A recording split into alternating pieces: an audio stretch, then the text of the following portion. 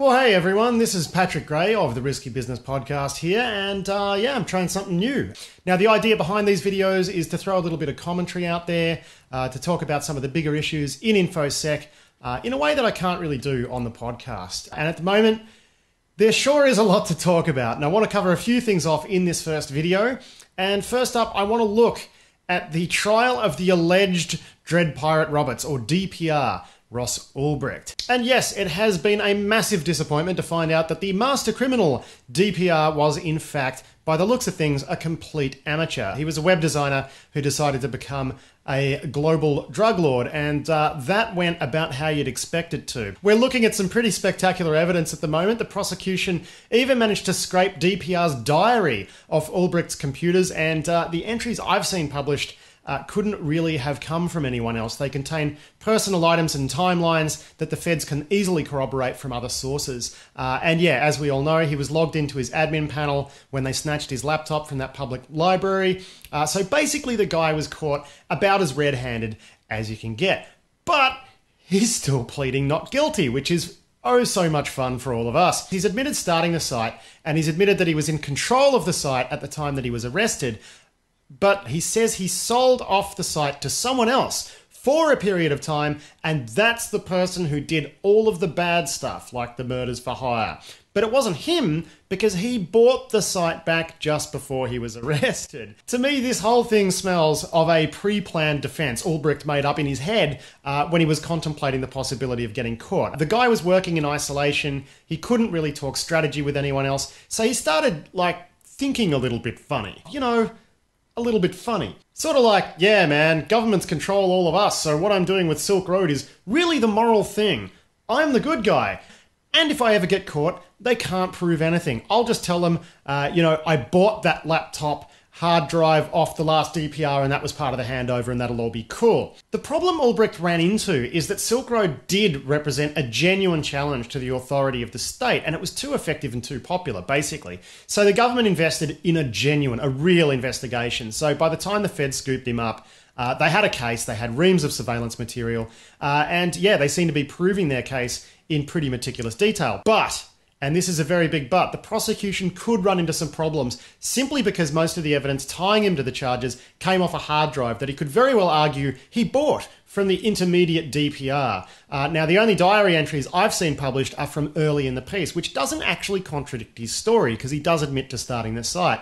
And it doesn't help the prosecution's case that they actually did originally suspect former Mt. Cox CEO Mark Karpellis of involvement, which, the defense has been making hay of that. So I guess Ulbricht's crazy defense might be difficult to disprove. Then again, he might have forgotten that it doesn't matter if your story of innocence can't be disproved. What matters is whether or not a jury believes it. So is his defense beyond a reasonable doubt? It pretty much looks that way to me, but we'll find out soon for sure. Now, another thing in the news has been the North Korea thing. It's been in all of the news all of the time.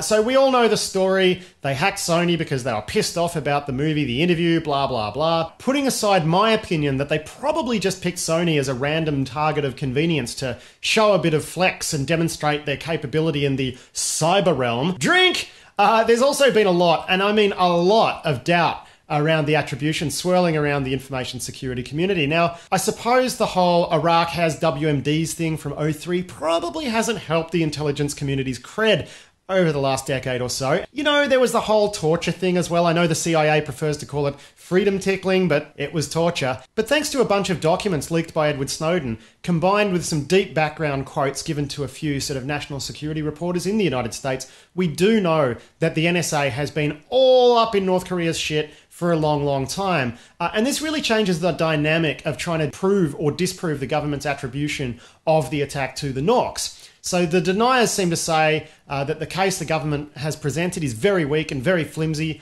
and the case presented publicly is actually pretty weak and pretty flimsy. But I would be very careful to argue incompetence here. We've got documented evidence that US agencies' penetration into North Korean intelligence efforts is pretty damn good. So this, really to me changes the denier argument from they don't know what they're doing to they're actively lying about the attribution. And I just don't think that's the case. That's not to say the questioning the government line and making them prove their case is a bad thing. Far from it. But let's shift the dialogue from you're an incompetent bunch of noobs who are basing your attribution on an IP address and some commonly available virus code to, okay, we believe that you're probably in a position to know that your attribution is correct, but how about proving it to us? That'd be nice, especially as this situation has potential to escalate. Oh, and a special shout out now to the guys at Norse Corporation. These guys exploited the infosec community's paranoia perfectly by concocting or uncovering an alternative insider theory that they even presented to the FBI. The FBI came out of that meeting saying they'd learned nothing new, wink. But you know what? No one had really heard of Norse before this, and now everyone has. So well played, guys. Well played. The moral of the story, question the government line, always. But when you posit that they're making the attribution case based solely on what they've released publicly, you kind of look stupid. Just saying. Now I want to introduce an exciting new segment to the Risky Business lineup called Blow It Out Your Clacker. Last week I interviewed Nir Zook of Palo Alto Networks fame. He is the founder and the CTO of that company. Nir worked on Checkpoint's early products, revolutionizing the firewall market back in those days. He did it again when he founded Palo Alto in 2005. Next generation firewalls are a thing now because of him. Pan is on track to turn over 1 billion in sales in the next year, and you know, pretty much everyone is copying their technological approach to the firewalling problem. Now, in last week's sponsor interview, I got him onto the show to ask this guy, this mega wealthy CTO and innovator with an awesome track record, what's next for him? Because, you know, that carries more weight to me than just asking Joe Random down the street. So, you know, he says, we acquired technology that stops all exploits and we're pushing into the endpoint security game. I say some stuff in the interview like, gee, that's a big call, and I hope listeners will play with it and refute your bold claims, sir. And I published the interview, and holy shit, the vitriol that I copped because of it. People have been rage tweeting at me saying they can't believe I aired his claims, which they say are obviously bullshit. Mind you, they don't actually provide me with any sort of evidence that Zook's claims are full of shit. They just say that he is. I'll admit that the claims sound massively overcooked, and if I'd been interviewing the APAC marketing manager from some vendor, I never would have aired the claims. But this guy, he's the real deal. He's arguably one of the most powerful people in vendor land, and when he says he's putting all of the resources of his company into an endpoint security push to knock the incumbents out of the market, guess what? I think that's newsworthy. Look, it was a sponsored segment, which means Palo Alto Networks paid to be featured. That was all disclosed. It's how Risky Business makes money. But honestly, if it was an editorial segment, I still would have aired the claim. You know, I did a similar unsponsored editorial interview with Nir in episode 110 all the way back in 2009.